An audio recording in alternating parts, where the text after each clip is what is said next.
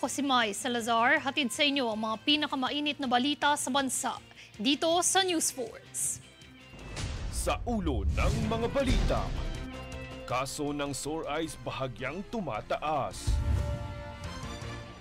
Makapal na smago ulap-usok mula sa Bulkang Taal kumalat na sa ilang mga lugar.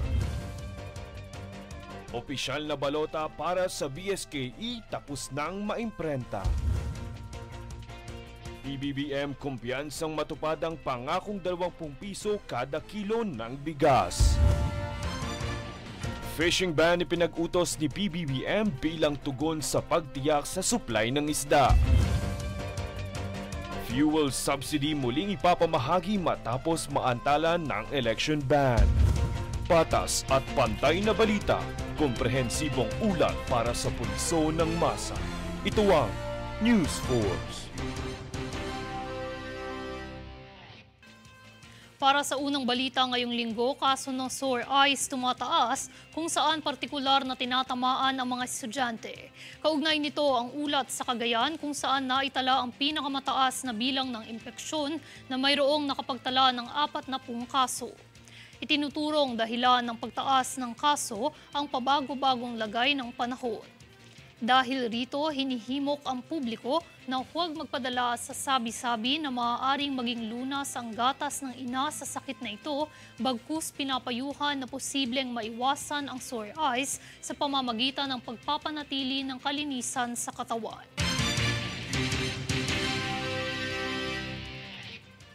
Dagdag balitang pangkalusugan, ayon sa Department of Health o DOH, 87% ng mga kaso ng leptospirosis sa buong bansa na iniulat mula ika-1 ng Enero hanggang ika-2 ng Setyembre ay mga lalaki.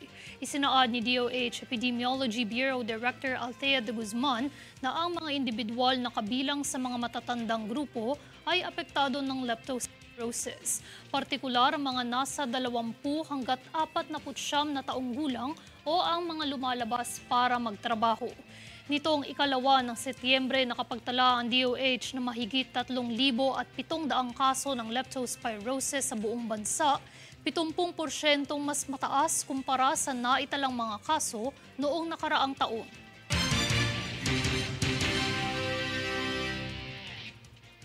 Samantala, iniulat ng Philippine Institute of Volcanology and Seismology of PHIVOLCS ang patuloy na pagbuga ng abo ng Bulkang Mayon kung saan nagbigay babala naman ang Department of Health sa mga residente malapit rito na mag-ingat sa potensyal na panganib na dala nito sa kalusugan. Inirerekomenda ng DOH na iwasang magbukas ng mga pinto at bintana para maiwasan ang pagpasok ng mga particle ng abo, gayon din ang paggamit ng face mask. Binigyang diin din ang kahalagahan ng pagiging handa tulad ng pag-iimbak ng supply tulad ng tubig, pagkain, damit, mga first aid kit at mga gamot. Samantala, nanatili pa rin nakataas sa Alert Level 3 status ang Bulkang Mayon.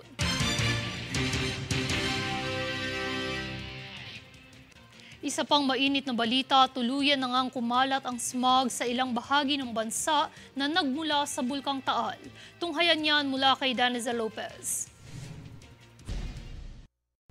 Namataan ng mga residente sa Southern Region at National Capital Region o NCR ang makapal na usok or smog na gumagapa ngayon sa ibang bahagi ng bansa sanhi ng bumabadyang Taal Volcano. Nagtalaga ng health advisory ang mga state volcanologists sa kadahilan ng maaring maapektuhan nito ang kalusugan ng tao. Nagsimula ang paglabas ng matinding usok sa bulkan kahapon ika-21 ng Setyembre, alas 12:30 ng tanghali. Agad na nagsuspinde ng klase ang mga municipal at city government units ng Batangas Province. Ang ulap-usok o VOG sa Ingles ay maituturing na maninipis na droplets na naglalaman ng volcanic gas gaya ng sulfur dioxide na pwedeng maging sanhi ng eye irritation at respiratory illness. Ayon sa PHIVOLCS, matindi ang sanhi nito na dulot ng acid rain mula sa Taal Volcano, kaya naman ang national government ay nagdeklara ng suspension of classes sa buong NCR. Tinatayang aabot sa 3 buwan ang paghihinagpis ng Bulkang Taal ayon sa PHIVOLCS at naghahanda na rin ang mga local disaster risk reduction management ng kanya-kanyang lokal na pamahalaan ng Hilagang Timog ng bansa. Daniza Lopez nag-uulat para sa One Media Network.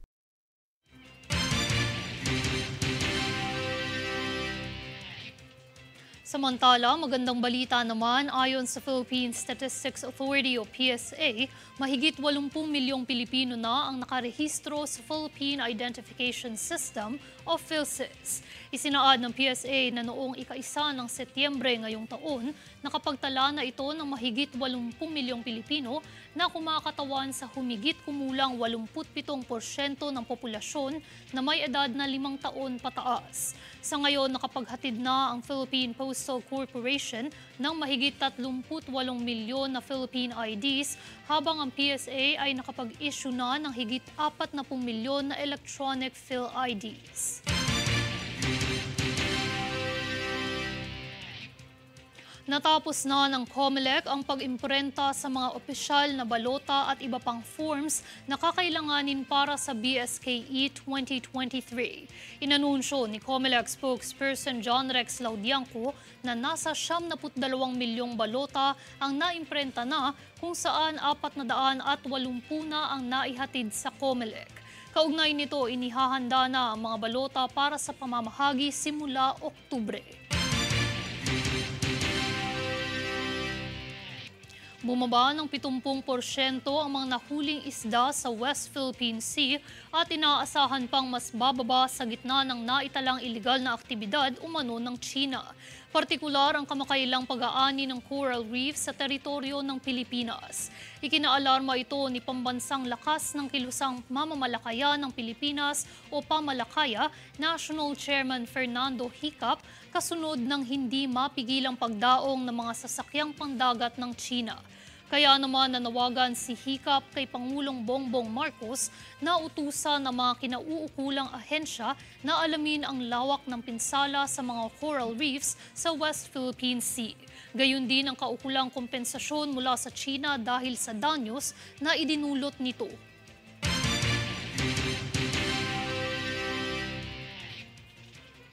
Susunod sa News Force. Security officer na lumunok ng pera sa NAIA papatawan ng kaso.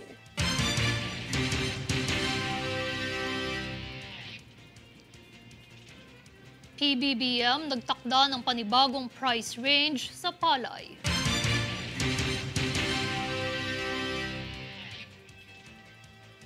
DA nagsimula ng bantayan ng presyo ng agricultural goods sa pagpasok ng holiday season.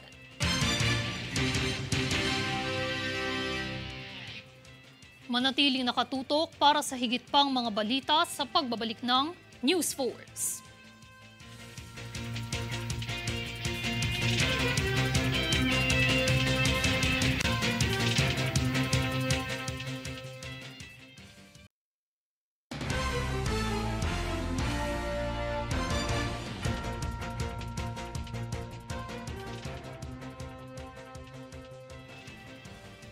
Ipinagmalaki ng Philippine National Police ang mga makabuluhang datos nito sa patuloy na pagsugpo sa krimen.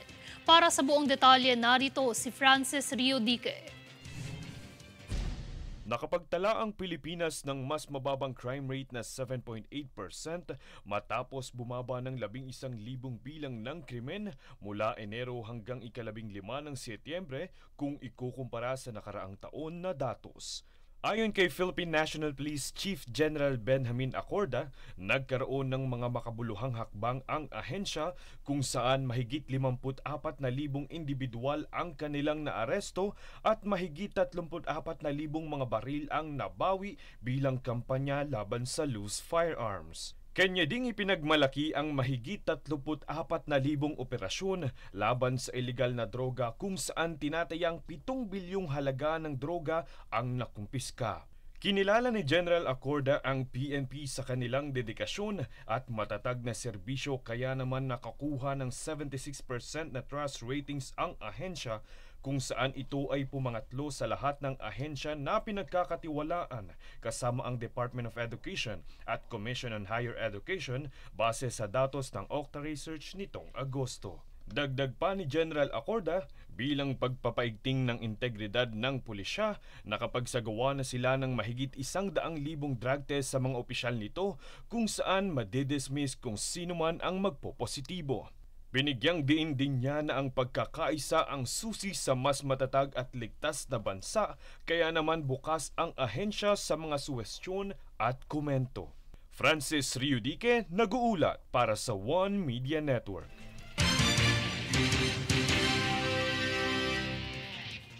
Kontrobersyal na ulat ngayong linggo iniutos ng Department of Transportation o DOTR sa Office of Transportation Security o OTS na patawan ng kasong kriminal at administratibong reklamo ang isang OTS screener na nahuli ka matapos lumunok ng $300 sa Ninoy Aquino International Airport o NAIA.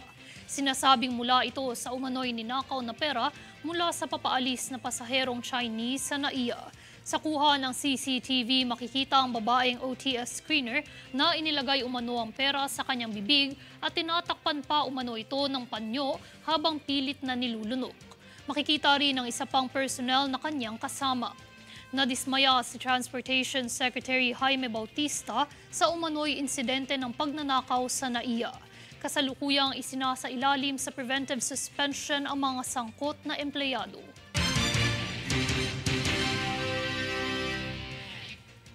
Samantala, upang mas mapabuti ang kita ng mga magsasakang Pilipino at matiyak ang supply ng bigas na pagkasunduan sa pagpupulong na pinangunahan ni Pangulong Bongbong Marcos kasama ang National Food Authority o NFA na magtakda ng buying price ng mga palay. Ang naunang mungkahi ay gawing 20 hanggang 25 piso, ngunit matapos ang pagpupulong ay itinakda kung saan ang tuyong palay ay nagkakahalaga ng 19 hanggat 23 piso kada kilo, habang ang wet naman ay nagkakahalaga ng 16 hanggang 19 na piso kada. Para naman masiguro na hindi makakapasok sa merkado ang mga imported na bigas, sinabi ng NFA na ang solusyong ito ay para lamang sa mga mahihirap. Kaakibat na balita, kumpiyansa hanggat may pagkakataon, ito ang pinanghahawakan ni Pangulong Bongbong Marcos upang makamit ang ipinangakong 20 pisong halaga ng bigas kada kilo. Anya, magiging posible lamang ito kung maisasaayos ang produksyon ng bigas at hindi anya gaano maapektuhan ng mga bagyo, gayon din ang patuloy na paggamit ng mga tulong para sa magsasaka sa kanilang hanap buhay. Dagdag ng Pangulo, kung magawang mapababa ang cost of production, kasunod na nito ang pagbaba ng presyo ng bigas. Kaugnay pang balita, dahil nagsimula na ang Burr Months, mahigpit na binantayan ng Department of Agriculture o DA at iba pang ahensya sa pamahalaan ang pagbabago ng mga presyo ng agricultural products sa merkado, kahit na inaasahan din ang bahagyang pagtaas nito kasabay ng pagpasok ng Christmas season. Pinaalalahanan din ng DA ang mga mamimili na ihanda ang mga sarili sa mataas na demand sa farm products. Partikular na ang pagkakaroon ng bagyo sa bansa ay isa rin sa makakaapekto rito. Muli rin naman sinigurado ng ahensya na sa kabila ng mataas na demand sa mga bilihin, titiyakin nilang mayroong sapat na supply ng palay, pati na rin ang dekalidad ng mga ani.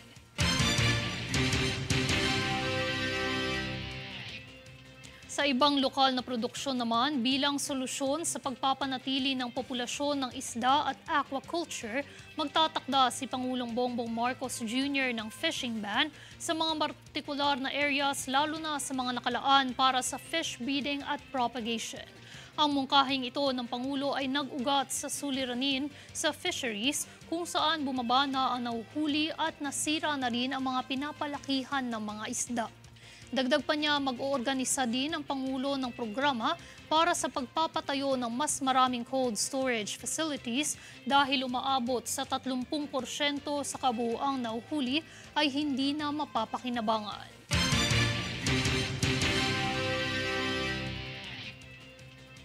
Samantala, inanunsyo na ng LTFRB ang muling pamamahagi ng fuel subsidy matapos maudlot ng election ban. Daniza Lopez para sa balita. Matapos maantala ng election ban ang pamamahagi ng subsidiya para sa mga operators ng pampublikong sasakyan, inanunsyo na ng Land Transportation Office o LTFRB na ipagpapatuloy na ito. Ang election ban ay ipinatupad ng Commission on Elections o COMELEC dahil sa nalalapit na barangay at sangguniang kabataan elections.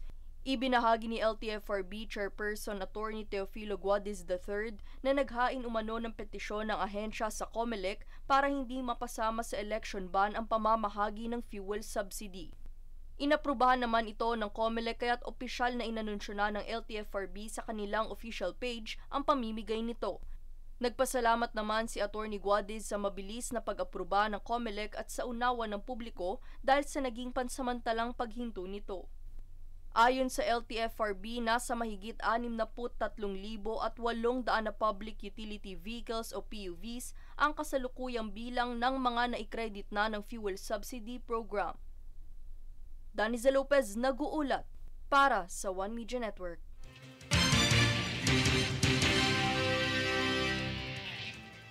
Nasa 20 persons deprived of liberty o PDLs ang ikinasal sa piitan ng lungsod ng Mandaluyong kahapon na dinaluhan ng mga pinuno ng lungsod, mga kaanak at guests of honor ng PDLs. Narito ang ulat ni Princess Castro. Upang mabawasan ang bilang ng mga illegitimate child at maging legal ang pagsasama ng mga magkasintahan sa piitan sa lungsod ng Mandaluyong, idinaos ang kauna-unahang kasalan sa piitan sa Mandaluyong City Jail. Sa basbas ni Mayor Ben Abalos ng Mandaluyong City, ikinasal ang 20 pares ng PDL kung saan 3 pares sa kanila ang parehong nakakulong sa piitan. Aniya, hindi nila kinikilatis ang tao kung anong naging dahilan ng kanilang pagpasok sapagkat layunin ng lungsod na matulungan silang magbago at maging mabuting individual. At totoo niyan, pinupuri ko nga itong ating mga nasa kulungan ngayon na kung kailan sila nasa loob at saka lamang pumasok yung kanilang tungkulin na panagutan, yung karangalan ng babaeng kanilang nakasama na. Dagdag pa ni Mayor Abalos na hindi na magiging tampulan ng mga tukso ang mga kababaihang may mga anak na sapagkat kikilalanin na ng batas ang kanilang pagsasama kabilang ang pagiging lehitimong pagkilala sa kanilang mga anak. Dahil dito, nakaantabay rin ang Civil Registry Department ng Lungsod upang irehistro ng legal ang mga anak ng mga PDL na hindi pa lehitimong nakapangalan sa mga apelyido ng kanilang mga ama. Bagamat hindi pangkaraniwan, ang mga ikinasal ay dumaan pa rin sa normal na proseso ng pag-aasikaso at pagsusumite ng requirements sa Philippine Statistics Authority at Civil Registry Department para sa legal na pagpaparehistro ng mga dokumento. Kaugnay nito, isinagawa ng 2 pares ang ceremonial rites na cake slicing at wine tossing, kung saan ang unang pares na pinili ay ang pares na may pinakamatagal na taong nagsama, 25 taon. Habang ang pangalawang pares naman ay ang pinakamatandang pares na ikinasal, edad 70 anyos at 58 anyos naman ang mister nitong nakapiit. Pag sinabi mong asawa, kasal, oo, sabi ko, ano lang yan, live-in or kinakasama, sabi ko. Sa pagsasama ng isang mag-asawa ay yung legal sa mata ng tao at sa mata ng Diyos. Yun yung talagang, actually ako naman, ayoko rin naman na, hindi naman ako against sa mga nagli-live-in, pero much better na magkaroon sila ng basbas, lalo na sa Panginoon. Nakapanayam din namin ang isa sa mga kaanak ng 3 pares ng PDL na ikinasal na parehong nakapiit sa loob. Masaya ako dahil sa wakas, yung mga apo ko hindi na sa ganung iniisip, di ba? Kumbaga yung mga apo ko legit na yun naman talaga ang ama. Legit na may apelyido na sila, may hindi na ako nag-iisip ng ano pa man. Natutuwa ako para sa mga apo ko, yun na lang. Samantala, sa kabila ng pagkakasalang nagawa ng kaniyang anak at manugang, ay tinanggap niya pa rin ang mga ito alang-alang sa kanyang mga apo. Sa ibang tao, kung masama, mantingin lang nila yun. Siguro hanggat di ka nakakapatay, ganun lang yun. Mayroon pa naman sigurong pagkakataong magbago. Nangako naman siya, sana to pa rin niya para sa mga anak niya. Sa kabilang dako, sinabi ni Vice Mayor Carmelita Menchi Abalos na magkakaroon din daw ng honeymoon ang mga bagong kasal kung saan magkakaroon sila ng scheduled time para rito. Sa pagtatapos, binanggit din ni Vice Mayor Abalos na maglulunsad ng livelihood program sa loob ng pitan kung saan tuturuan ang mga PDL na nais matuto ng computer animation skills upang paglabas nila ay may hanap buhay na naghihintay para sa kanila. Princess Castro, nag-uulat para sa One Media Network.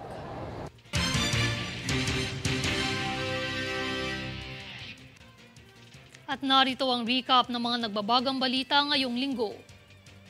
Sa ulo ng mga balita, kaso ng sore eyes bahagyang tumataas. Makapal na smago ulap-usok mula sa Bulkang Taal kumalat na sa ilang mga lugar. Opisyal na balota para sa BSKE tapos nang maimprenta. PBBM kumpiyansang matupad ang pangakong 20 piso kada kilo ng bigas. Fishing ban ipinag-utos ni PBBM bilang tugon sa pagtiyak sa supply ng isda. Fuel subsidy muling ipapamahagi matapos maantalan ng election ban. Patas at pantay na balita, komprehensibong ulat para sa pulso ng masa. Ito ang News Force. Yan ang pinakamainit na mga balita ngayong linggo. Manatiling nakatutok sa aming mga ulat at updates sa aming Facebook page, facebook.com/OneMediaNetwork. Ako si Mai Salazar at ito ang News Focus.